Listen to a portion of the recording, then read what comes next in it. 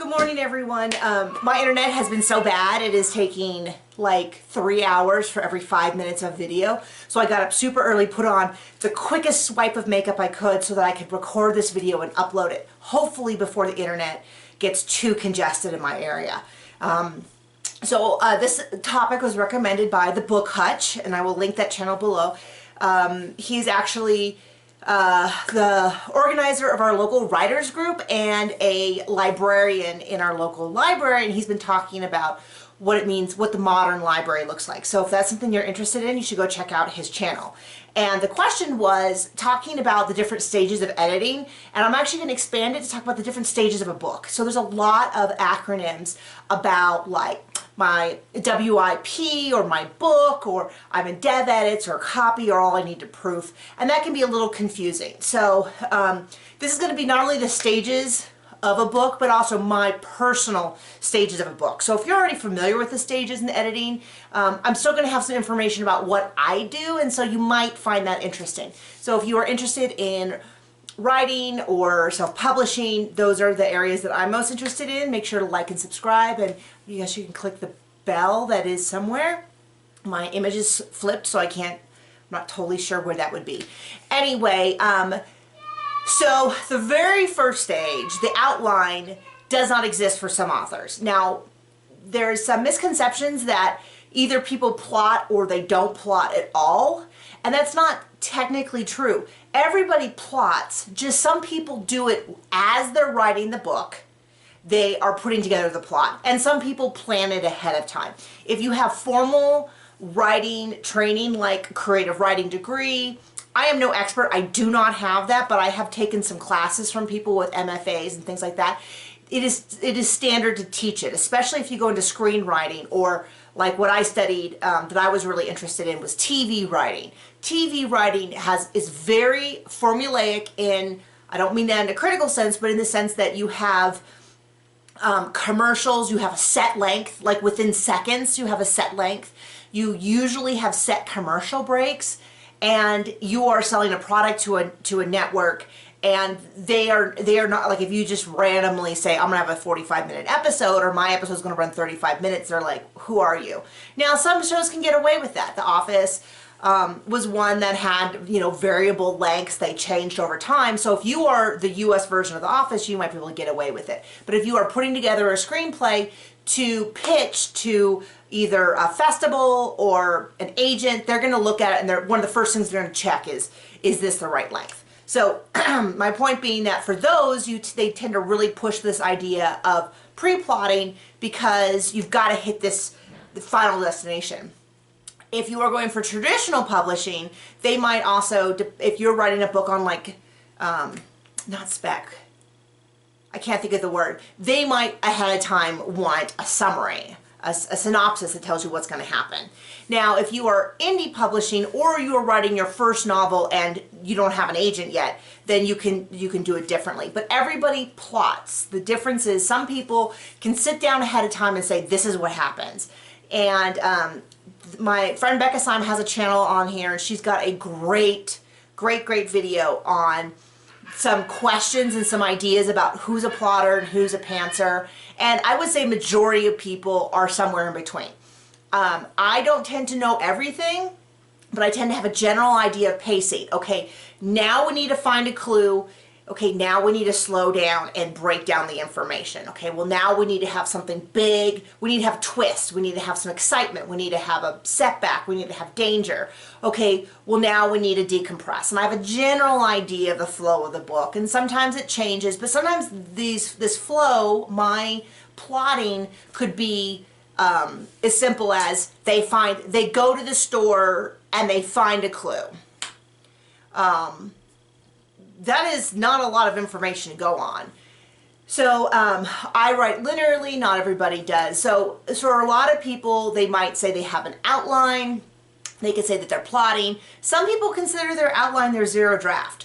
I consider that as well. So that is the first stage of a book, if it exists. Not everybody has that. Everyone I know starts with something. They maybe have two characters. He's a rock star, she's a small town waitress. They might have in a murder mystery, they might just have the murder. They might just say, I know that a guy is impaled by a fishing spear. And so they just kind of sit down and see what happens. So it can vary a great deal from writer to writer, but that is the first step.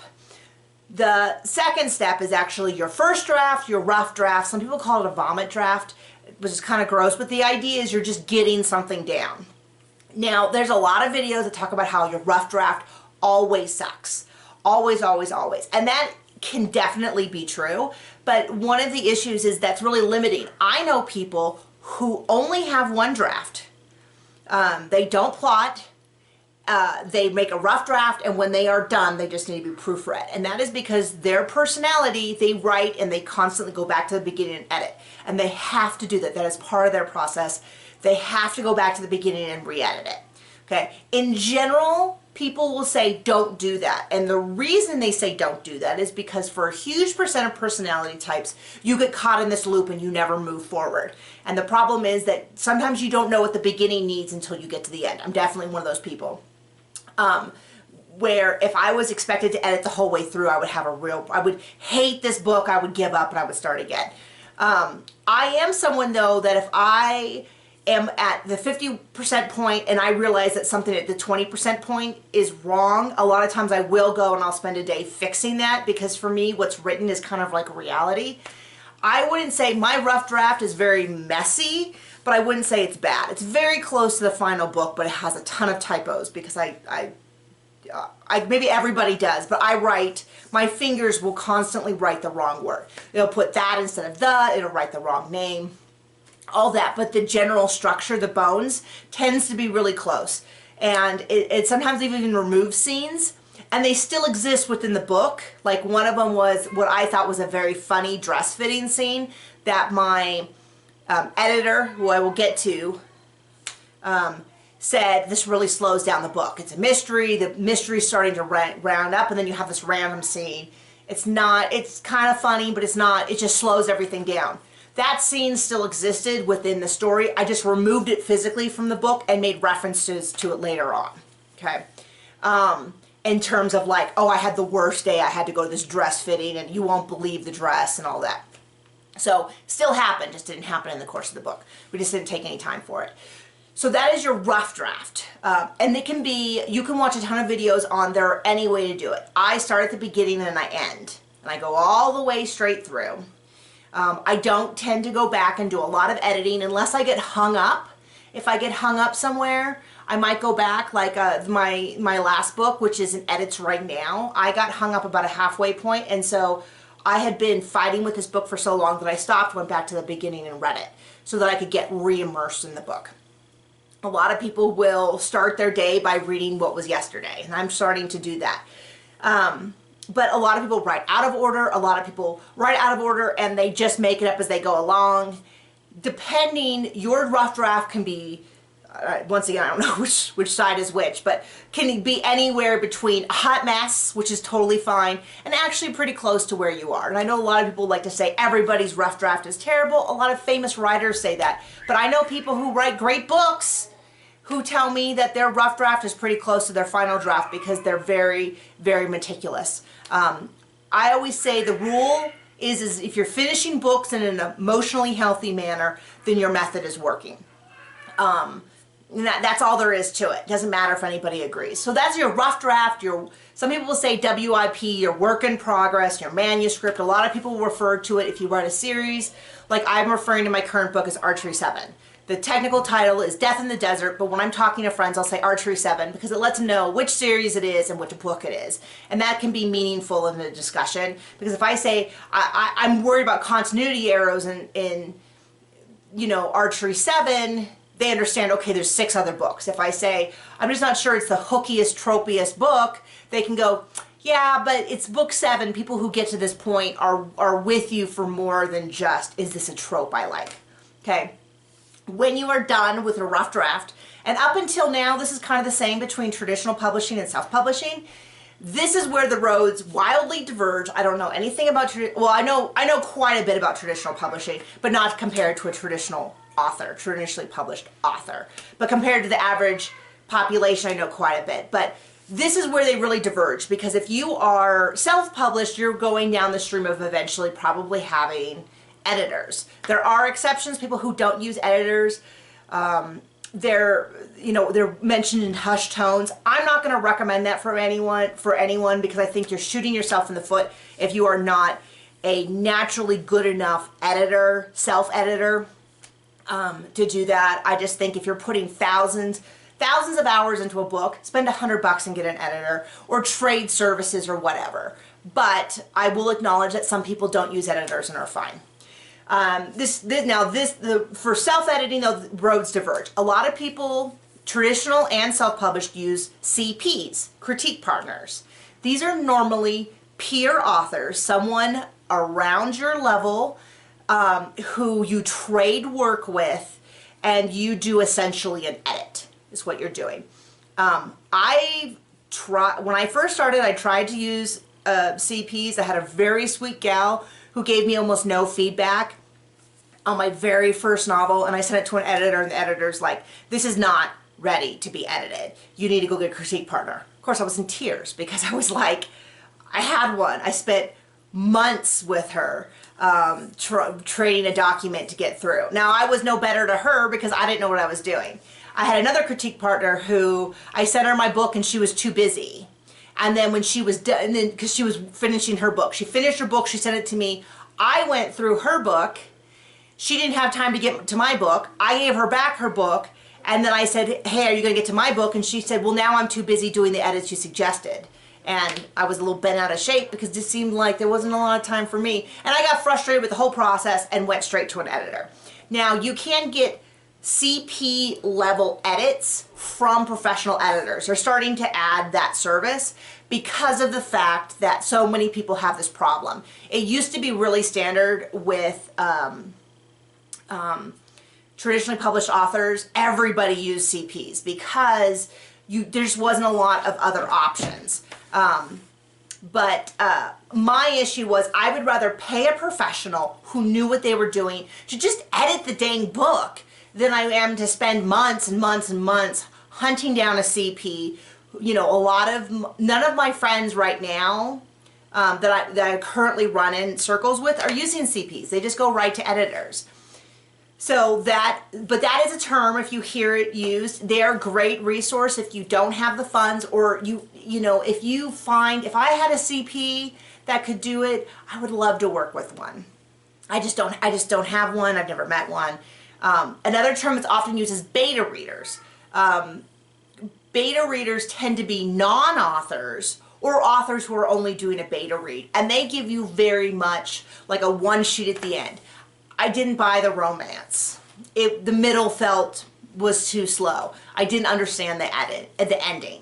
I used to use those as well, and then it slowed down my process too much, and I wasn't really getting useful feedback. So I go purely editors. But those are two terms you want to know. Where you put them, usually CPs are before editing, betas are at the end of editing, and they're usually, but you might switch them around, but they are not usually professional editors. I use editors, and I use a development or content editor. They are the same thing, it just depends on the term that's being used. I call them my dev edits, my development editors. And this is very high end. So this tends to be stuff like the pacing at the 2/3 point is a bit slow. It could be this joke doesn't land. My development editor, and I don't think this is uncommon, but also does line edits. Line edits are looking sort of line by line level, and it's very enmeshed with development edits. It can be stuff like we're going to move paragraphs around. Line edits can be things like you've used pernicious 4 times in this chapter, you've got to pick a different one. So they're looking farther back, okay? Dev edits, depending on the editor you use, might give you a page of edits. That does not work for me. My dev editor does dev and line edits and does them in the work. So you use track changes, which means It shows you like anywhere that's been removed, it's highlighted, it's red, it's got a line through it, and then anywhere where it shows up, and so if she moved this paragraph from here to here, down here it would be in a different color, and up here it would have lines through it. So I can very clearly see where it was and where it was moved to, and I can make a decision. I can accept or reject changes. In general, I accept almost all of her changes, at least in spirit. Sometimes I don't take, like if she said it needs a joke in here, she might recommend a joke. I usually tweak it a little bit because jokes are the most important thing to me, and so getting the tone just right is incredibly important. Sometimes she'll recommend a different word and I'll switch it out. But I don't think I have ever flat out rejected an edit, because this is someone with fresh eyes. I used to give her a list of things I was concerned with, and I've stopped doing that because I want her to read the books with just no preconceived notions. I didn't mention this earlier, when I do my outline, I send it to her. And she gives me, this is actually an area that we both enjoy, which is that she will give me back thoughts. Like, and a lot of times the stuff, like I have ideas and I don't really know for sure if I've committed or where it happens. And a lot of times she'll nail down these concerns in my brain. Like, I have a character that's a baby dragon that's disguised as a golden retriever, and she's like, oh, it would be really funny if the dog was hanging its head out the window and someone driving next to her saw the dragon, and then when the car stopped. And I was like, oh my gosh, I had thought of that idea, and I wasn't sure if it was too hokey. And a lot of times she'll come back making suggestions to me that I actually had in my mind, and I'm like, okay, good, this means this makes sense. Like, this is all part of the same world or something. I don't know if that's an exact suggestion, but my point is that, so she has, when she gets the book, but like this last book, I had a long talk with her about who the killers were, and I ended up changing it because it just didn't feel right. And so I wasn't sure up until the very end who was going to be responsible for what. And so I didn't tell her that I made a change because I want her to read it like the real person would. So I get back those dev edits. I should be getting mine any day. They're in line. I can see them all. I usually go through. She also does comments, and a lot of times the comments are things like, I don't know, this just isn't landing right. I know she's trying to be funny, but it's coming off mean, or I don't really understand what's being insinuated here, whatever. So I'll go through the whole thing. I'll look, I'll scroll through, and I'll look and I'll see if there's any big rewrites or anything like that, and then I'll go through it. I usually hit accept, all the way through. Then I do some rewrites. I send it back to her. She gives it a fresh read, sees if there's anything big. Okay, so I do my line in it's, from what I know, it's unusual for people in self-publishing to have a dev editor, then a line editor, then a copy editor, then a different proofreader. Some people do, but I think I use a lot more editors than I know a lot of people do. A lot of people might go straight from dev edits to copy to proof, or just to proof or whatever. I always say if it's in the beginning, be really picky about who you work with, and then I like having a lot of editors. I am not a strong grammar person. I don't have a great English background. I like knowing that people are going to catch me. So excuse me. So after my dev and line edits are done, they go to copy edits. Copy edits are what a lot of people think of as edits. These are things like lay versus lie, there, and there. Affected versus effected. This is looking down at like almost word by word. Now, a good editor will not, they're paid by most people nowadays are by the page of the word. I think they mostly go by word because now any writing software has a word count, and then you don't have to worry about size and all that. So they do it by word count, but there's an expectation as to how much work they're going to do. So if you're paying for copy edits and you need a huge dev edit, they're not going to do that. But my editors have always caught little things, always some continuity error. they'll just throw in a comment and they'll say, I think this meant to, you called her Rashida, but it should be Tiffany. I think you got the names mixed up. Or I had one time in my proofread be like, I'm not buying that they would fall that distance into that shallow of a pond and not get hurt. Fair enough. I want them to mention that. Or something like that. So copy edits go through a million, either depending on your personality, they might add a million commas, they might remove a million commas. They're going to catch stuff like the period should be inside the quotation mark. They might say you have an excess of exclamation points. With dialogue, they might say, okay, this particular dialogue, since it's being split by an action, needs to have two, I can't think of what they're called. They're bigger than hyphens. They're two hyphens and then Word automatically makes it into a big hyphen. This should be italicized. They're doing that and they're up really close. This is a lot of times when you meet people, it's what they think that's all they need, that it's perfect. It is usually not. If I had to pay by the comma, I would be poor. Okay, so I send it to my editor. I use an editing service, so I get a slightly different person each time, but they have all, an editing service, they have a stylized editing house format, and so they're real consistent. And then that's a second set of fresh eyes on it. At some point in here, usually between my two dev edits, my husband reads it, and we call it the John pass or the man pass, and he goes through and he, you know, it's almost always that my main male character talks too much, and so he's always stuff. But he'll point out stuff that he feels like no man, well, not no man, but he thought it was weird when the guy thought this or something. But plus he likes to read my books, and his support is huge to me. So I guess I do have one beta reader who is my husband, and he enjoys reading it because he likes to be part of my process, and I enjoy him reading it because it means a lot to me that he's so involved.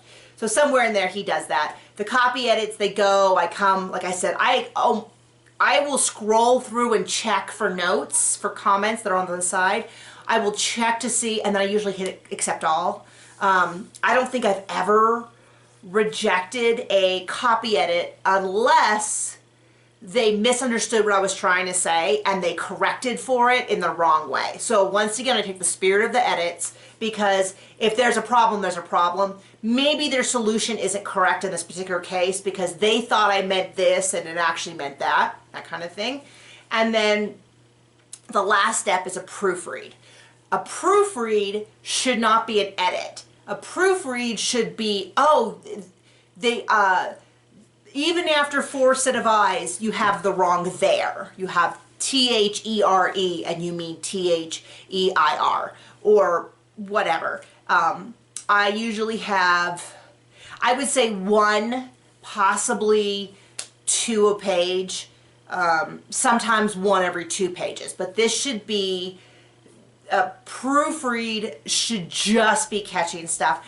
Occasionally there's some like king should, the last person capitalized it and this person didn't, and I usually check over that. But that should be very easy and very light. It is a common misconception, especially with people's first reads, and I meet, because I'm self-published and I think it's 14 books and 2 short stories.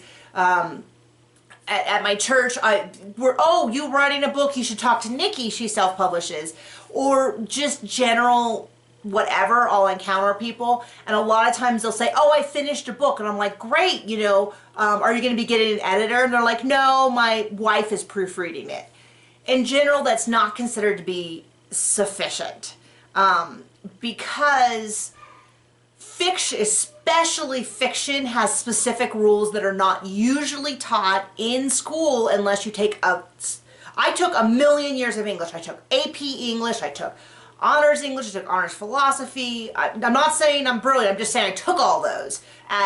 My high school is now considered one of the top 20 in the US as of right now, but it was excellent when I attended a billion years ago. It is an excellent school. My teacher was amazing. We read all the great novels, we discussed them. The things that I learned there I'm still using today. I didn't learn any of these creative writing fiction rules. because they're just not taught. You're almost exclusively taught. And I mean, I have a master's degree, and I took a writing class for my master's degree. And writing your master's master's defense, whatever it's called, I can't even remember, is not the same as fiction writing. It's just they're very specific rules, and they're just usually not taught. And so I've never read someone who had all of those nitty. I know I didn't. I mean, my first book is almost unreadable because I didn't follow the new line, the white space rules, and so you can't tell who's talking because I followed academic writing rules, which are totally, totally different. So I would be, if you are a new writer who hasn't gone through the process, I would just go in with the assumption that you're going to need an editor. And how cool is that? My editor. You can say, my editor, oh, I got back my edits. I'm waiting on my edits. And then it is obvious to people, especially experienced readers, you know what you're trying to say, so it makes sense, but someone else reads it and they go, I can't tell who's talking. Grammar is really meant to inform you. It's not just random rules that are set up to ruin our lives, despite what I sometimes feel. These are like road signs on a highway that tell you what to expect. Exit in 1,000 feet, and because it points this way, we know the exit's on the right hand side or whatever. So it's really incredibly important. So we start with, if you have an outline, and that there's no rules to how your outline works, that comes first, and then you have your rough draft or your zero draft or your work in progress. It can be in order, out of order. It can be super clean if you're that kind of writer. It can be very messy. And both of those are okay. There's no judgment there.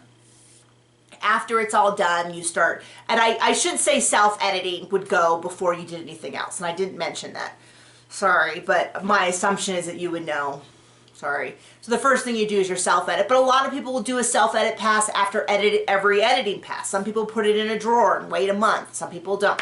So those are your different stages of a book, and I hope that is really helpful to someone. Okay, thanks, bye, stay safe.